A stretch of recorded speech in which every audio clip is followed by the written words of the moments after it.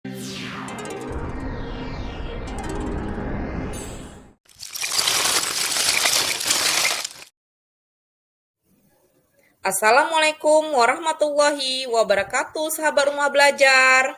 Salam sejahtera untuk kita semua. Bertemu lagi dengan saya, Tridanopa Saktia dari Kabupaten Labuhan Batu Selatan.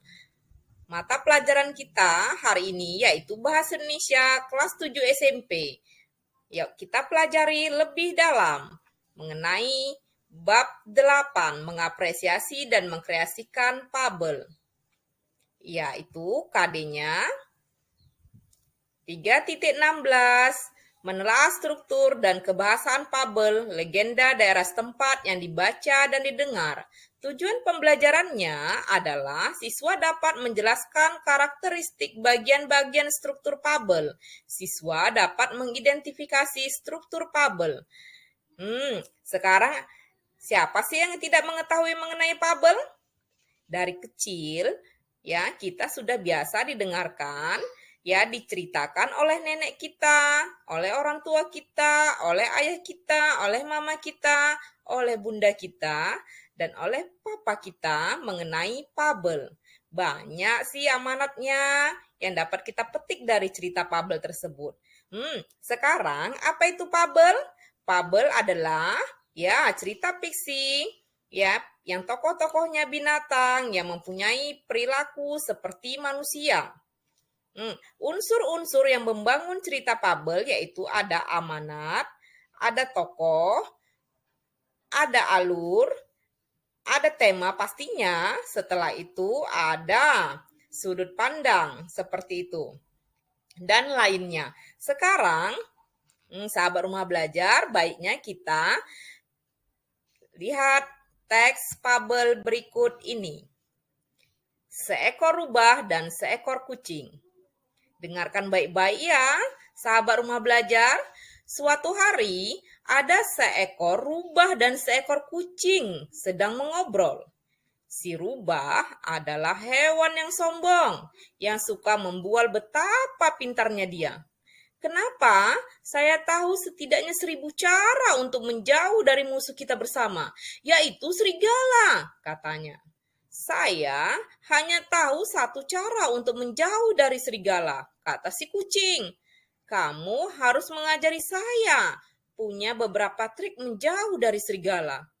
Oke, mungkin suatu hari nanti saatnya saya punya waktu. Saya bisa mengajarkan kamu beberapa trik sederhana.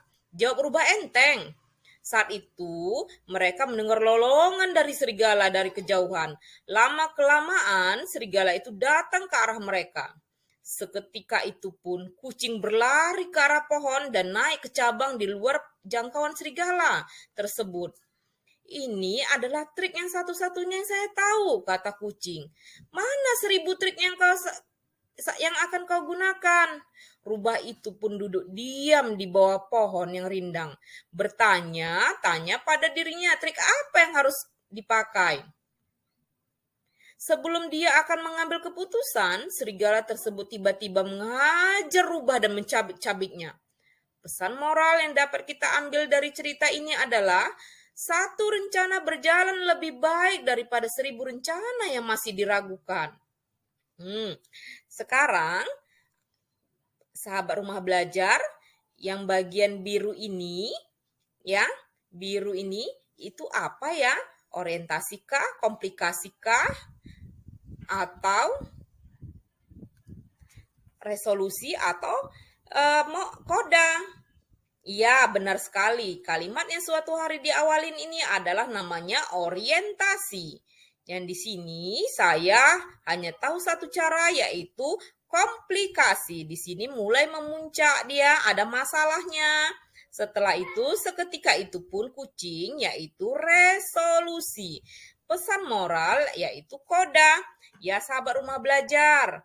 Kita tilik lagi selanjutnya, yaitu Ya, suatu fabel strukturnya yaitu nih seperti ini, ada judul, ada orientasi yaitu pengenalan tokoh, tempat, suasana, tokoh binatang, komplikasi yaitu mengenai konflik mulai muncul berkembang sampai ke klimaks, resolusi yaitu penyelesaian terhadap konflik, setelah itu koda, menegaskan nilai moral cerita, mana suka, boleh ada dan boleh tidak. Boleh di sini, koda ini tidak ada.